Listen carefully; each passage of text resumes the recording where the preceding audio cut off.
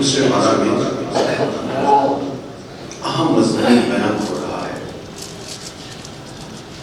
اللہ تعالیٰ نے فرمایا ہے حبیب آپ اسی قبلہ کی طرف اپنا رخ پھیر لیں جس پر آپ راضی ہیں۔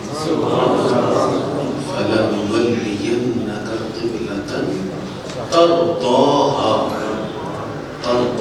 اس کی میں نے وضاحت کی تھی، اس کا روٹ، اس کا مادہ یا ہے۔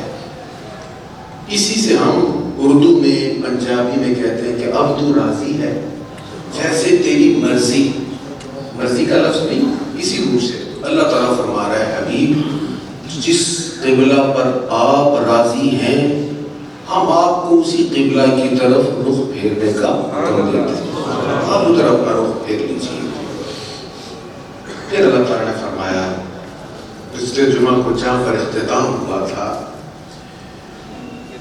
حضور کے ذریعہ ہمیں کہا جا رہا ہے کہ جب تمہیں پتہ چل گیا تمہارا قبلہ کیا ہے، کدھر ہے، کیا حکم ہے، پھر بھی اگر تو ان کی خواہشات کی پیروی کرے، وَلَئِنِ اتَّبَعْتَ أَهْوَاءَهُمْ مِنْ بَعْدِ مَا جَاءَكَ مِنَ الْعِلْمِ إِنَّكَ إِذًا لَمِنَ الظَّالِمِينَ، اور اے مخاطب اگر علم حاصل ہونے کے بعد تو ان کی خواہشات کی پیروی کی، اگر تو نے ان کی خواہشات کی پیروی کی تو بے شک تو ضرور ظلم کرنے والوں میں سے ہوگا۔ ہمیں کفار کی خواہشات کی پیروی کرنے سے منع کیا گیا ہے۔ دیکھیں ہمارے ہاں حق اور باطل کو ملانے کا کام عروج پر ہے، یہ پہلے بھی تھا، شروع سے یہ ہوتا چلا آ رہا ہے، اسی لیے قرآن نے فرمایا لا تلبسوا الحق بالباطل، حق کو باطل کے ساتھ نہ ملاؤ۔ لبس اور بڑا جرم ہے، ملاوٹ، حق کی باطل میں بھی ملاوٹ ہو جاتی ہے۔ آج کے دور میں، آج کے دن میں یا اب کے دنوں میں یہ کام بھی ہو رہا ہے، اور عیسائیوں کے تہوار کو منانے کی ترغیب دی جا رہی ہے مسلمانوں کو، اور اس کو رواداری کہا جا رہا ہے کہ ان کے ساتھ ہمیں رواداری کے اظہار کے لیے ان کے مذہبی تہواروں کو منانا چاہیے۔ یہ حق اور باطل کو مکس کرنا ہے، ایک باقاعدہ مضمون ہے۔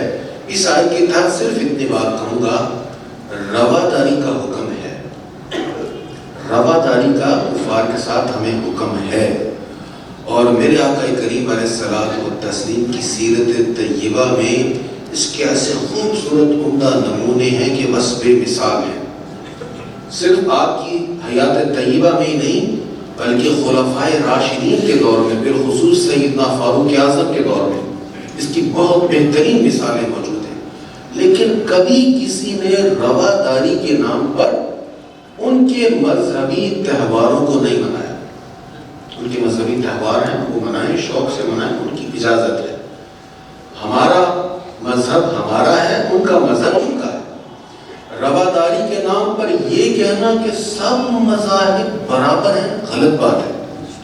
اسلام کا تو مزاج ہی نہیں ہے۔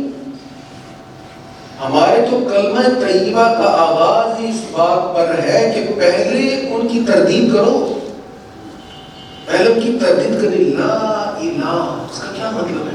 کوئی معبود نہیں ہے، کوئی الہ نہیں ہے الا مگر اللہ۔ یہ نہیں کہا گیا کہ اللہ معبود ہے، اس طرح نہیں کہا گیا، کہا گیا کوئی معبود نہیں ہے مگر اللہ، یعنی معبود ہے معبود، لیکن کون ہے؟ صرف اللہ، بس بس۔ یہ جو لا ہے نا شروع میں، یہ نفی کا ہے، پہلے نفی ہے۔ رواداری اپنی جگہ، حسن سلوک اپنی جگہ، تجارت کی اجازت ہے، بہترین تعلقات کی اجازت ہے، بعض صورتوں میں ان پر خرچ کرنے کی بھی اجازت ہے۔ بہت وسیع میدان ہے اسلام کا، اور بڑی عمدہ مثالیں، پورا مضمون ہے۔ لیکن اس کا مطلب یہ نہیں ہے کہ ہم کہتے سب مذاہب برابر ہیں۔ مشرکین کس بات کو لڑتے تھے حضور سے؟ وہ تو یہ کہتے تھے آپ ہمارے خداؤں کو برا نہ کریں، ٹھیک ہے آپ نے جو کرنا کرتے رہیں، لیکن ہمارے جو بت ہیں جن کی ہم پرستش کرتے ہیں، جن کو ہم خدا سمجھتے ہیں، ان کو برا نہ کریں۔ فرمایا نہیں، اس پر کوئی کمپرومائز نہیں ہے۔ پہلا لفظ نفی کا ہے، اور یہ نفی کس چیز کی ہے؟ معبودان باطل ہے، جن کو وہ خدا کہتے ہیں۔ نجران کی عیسائیوں سے کس چیز پر مناظرہ ہوا تھا حضور کا؟ کس چیز پر انہوں نے کہا تھا ٹھیک ہے ہم آپ سے مباہلہ کرتے ہیں؟ یہی بات تھی۔ وہ کہتے تھے عیسیٰ علیہ السلام اللہ کے بیٹے ہیں، اور حضور نے فرمایا نہیں۔ انہوں نے کہا تھا ہم آپ سے معاہدہ کے لیے آئے، ایک ہونے کے لیے، فرمایا اس بات پر کوئی کمپرومائز نہیں ہے، عیسیٰ علیہ السلام اللہ کے بیٹے نہیں ہیں۔ اس لیے یہاں پر یہ جو بات ہے نا کہ جب علم آ گیا تیرے پاس، تو اگر ان کی خواہشات کی اتباع کرے گا تو ظالموں میں سے ہو جائے گا۔ اللہ تعالیٰ ہمیں ہر ظلم سے محفوظ فرمائے۔ اس لیے آیت بھی بڑی اہم ہے جو آج میں نے تلاوت کی ہے۔ اللہ فرمانا جن لوگوں کو ہم نے کتاب دی ہے وہ اس نبی کو، حضور علیہ السلام کے بارے میں کہا جا رہا ہے، وہ اس نبی کو اس طرح پہچانتے ہیں کما یعرفون ابناءہم، جیسے کوئی اپنے بیٹوں کو پہچانتا ہے۔ لاکھوں بچے ہوں تو باپ کے لیے پہچاننا مشکل ہے، وہ لاکھوں میں سے پہچان لے گا یہ ہے میرا لخت جگر۔ ماں کو پہچاننا مشکل ہے، پہچانے کہ یہ میرا نور نظر ہے۔ میں تو بچوں کے جوتوں کی چاپ سے پہچان لیتی یہ چلنے کا سٹائل میرے بیٹے کا ہے۔ فرمایا وہ ایسے حضور آپ کو پہچانتے ہیں۔ کہ حضور علیہ السلام کے بارے میں اہل کتاب یعنی یہودی اور عیسائی کہا کرتے تھے جس نبی کے بارے میں ہم آپ لوگوں کو بتاتے رہے نا وہ یہ نہیں ہے، ہم ان کو نہیں پہچان رہے کہ یہ وہ ہے، وہ کوئی اور ہوگا، وہ نشانی ان میں نظر نہیں آ رہی۔ اللہ فرما رہے نہیں، یہ جھوٹ بول رہے ہیں۔ اے حبیب یہ آپ کو ایسے پہچانتے ہیں جس طرح یہ اپنے بیٹوں کو پہچانتے ہیں۔ حضرت عبداللہ بن سلام رضی اللہ تعالیٰ عنہ یہودیوں کے بہت بڑے عالم تھے، پہلے یہودی تھے، نبی کریم علیہ السلام کی زیارت ہوئی تو مسلمان ہو گئے۔ اس پر بارہا یہ میں نے واقعہ سنایا آپ کو قبول اسلام کا۔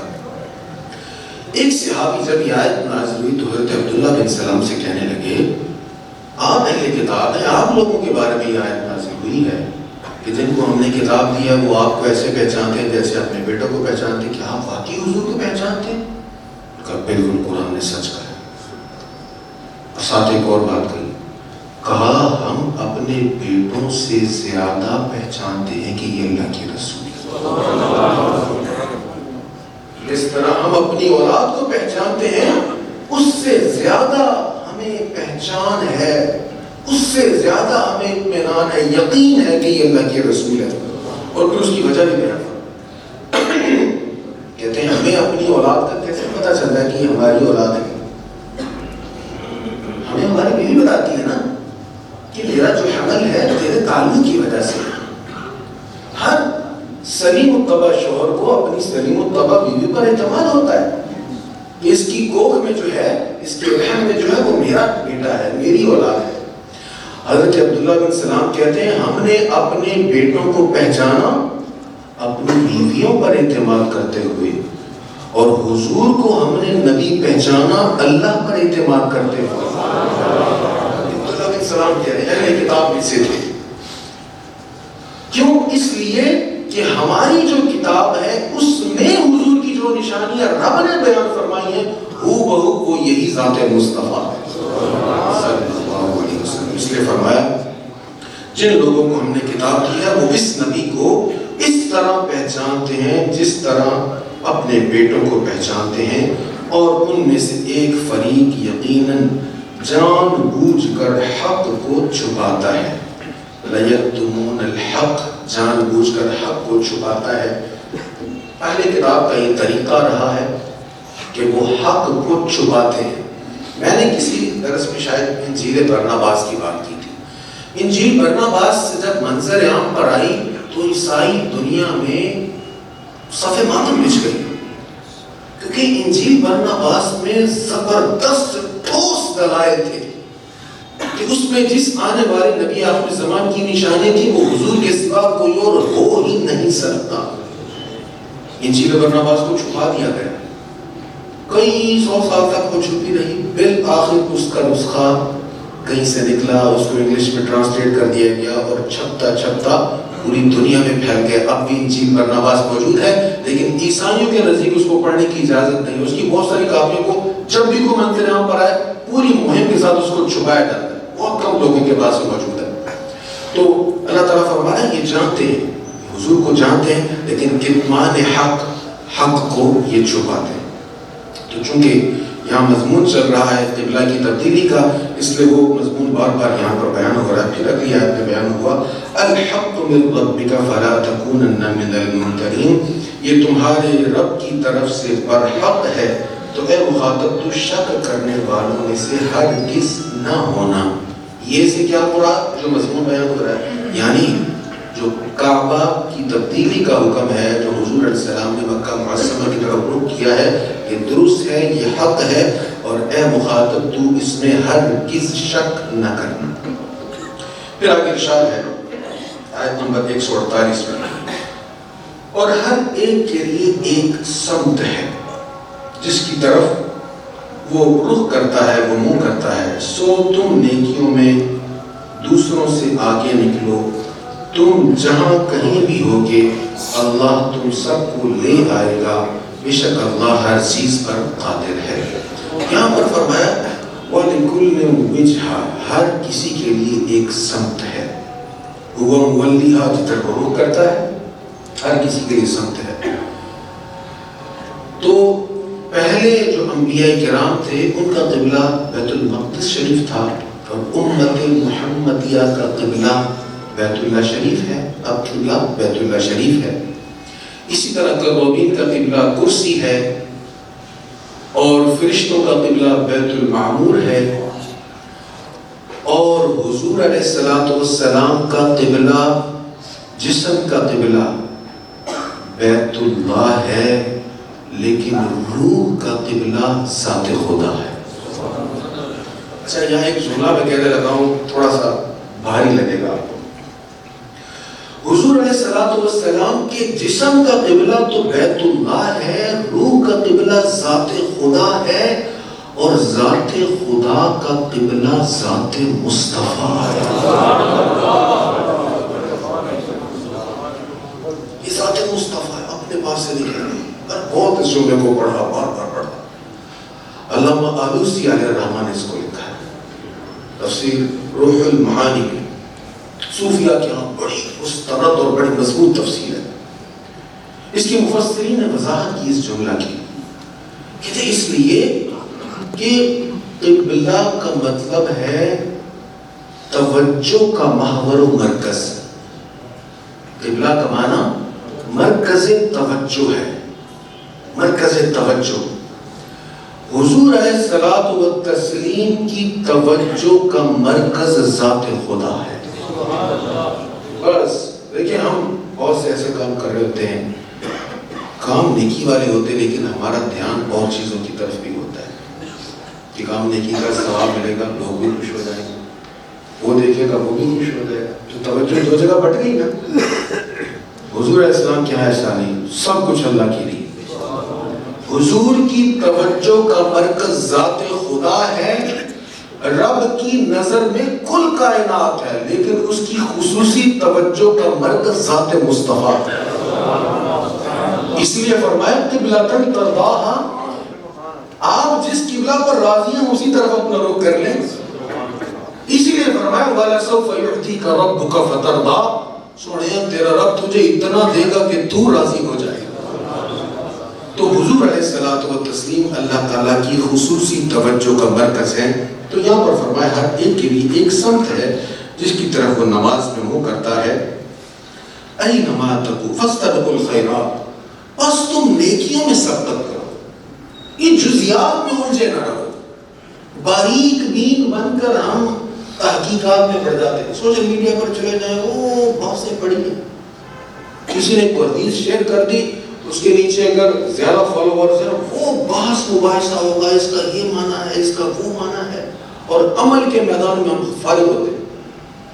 تو صرف تحقیق میں پڑے رہنا, باریکیوں میں پڑے رہنا اور بال کی کھال اتارتے رہنا, وہ ہر کسی کا کام نہیں، ٹھیک ہے محققین کام کریں، تحقیق کریں، محقق کا کام کیا ہوتا ہے؟ تحقیق کر کے لوگوں کے نفع کے لیے بہت ساری چیزیں آگے لاتے ہیں۔ لیکن ہم میں سے جب ہر کوئی محقق بننے لگ جاتا ہے تو ہم بس بال کی کھال ہی دوڑتے رہتے ہیں، عمل کے میدان میں پیچھے رہ جاتے ہیں۔ اس لیے فرمایا فاستبقوا الخیرات، سو تم نیکیوں میں دوسروں سے آگے بڑھو۔ اور اس کا مطلب یہ بھی ہے کہ جن چیزوں میں تم آگے بڑھتے ہو ان میں مقابلے والی چیز نیکی ہے، یہ جاہ و جلال نہیں ہے، یہ دنیا کا مال و متاع نہیں ہے، اس میں مقابلہ کرو دوسروں سے، نیکیوں میں مقابلہ کرو اور اس میں آگے بڑھو۔ اینما تکونوا یأتی بکم اللہ جمیعا، تم جہاں کہیں بھی ہوگے اللہ تم سب کو لے آئے گا۔ بے شک اللہ ہر چیز پر قادر ہے، تم مشرق میں ہو، مغرب میں ہو، شمال میں، جنوب میں، زمین کی تہ میں، تمہیں راکھ بنا کر اڑا بھی دیا جائے تو مٹی کے اجزاء میں تمہارے جسم کی ذرات مکس بھی ہو جائیں، جہاں بھی چلے جاؤ، معاشر کا دن ہوگا اللہ تمہارے اجزاء کو سمیٹ کر تمہیں جیتا انسان بنا کر اپنے سامنے کھڑا کر دے گا، اللہ لے آئے گا تم سے۔ اے رسول مکرم، آپ جہاں سے بھی باہر نکلیں تو اپنا منہ مسجد حرام کی طرف پھیر لیں، اور بے شک یہ تحویل قبلہ آپ کے رب کی طرف سے برحق ہے اور اللہ تمہارے کاموں سے غافل نہیں ہے۔ اور اے رسول، آپ جہاں سے بھی باہر نکلیں تو اپنا منہ مسجد حرام کی طرف پھیر لیں، اور اے مسلمانوں تم جہاں کہیں بھی ہو اپنے چہروں کو اس کی طرف پھیر لو تاکہ لوگوں کے لیے تمہارے خلاف کوئی حجت نہ رہے۔ البتہ ان میں سے جو ظالم ہیں وہ ضرور تم پر ناحق الزام تراشی کریں گے، سو تم ان سے نہ ڈرو اور مجھ سے ڈرو، اور کعبہ کی طرف منہ کرو تاکہ میں تم پر اپنی نعمت پوری کر دوں اور تاکہ تم ہدایت پا جاؤ۔ اس آیت میں تحویل قبلہ کا بار بار ذکر ہوا ہے، یہاں پر یہ بات بیان ہوئی تم اپنا رخ ادھر پھیر لو تاکہ کفار کے پاس تمہارے خلاف کوئی حجت نہ رہے۔ وہ حجت کیا تھی؟ وہ کہتے تھے ہم نے تو اپنی کتابوں میں پڑھا ہے کہ وہ دو قبلوں کی طرف رخ کر کے عبادت کریں گے، اور یہ تو ایک قبلہ کی طرف رخ کر کے نماز پڑھتے ہیں، یعنی صرف بیت المقدس کی طرف ان کا رخ ہے، دو قبلے نہیں۔ یا وہ یہ کہتے تھے کہ ہم نے اپنی کتابوں میں پڑھا ہے کہ وہ نبی آخر الزمان بیت اللہ کی طرف رخ کر کے نماز پڑھیں گے، یہ تو بیت المقدس کی طرف رخ کر کے نماز پڑھتے ہیں۔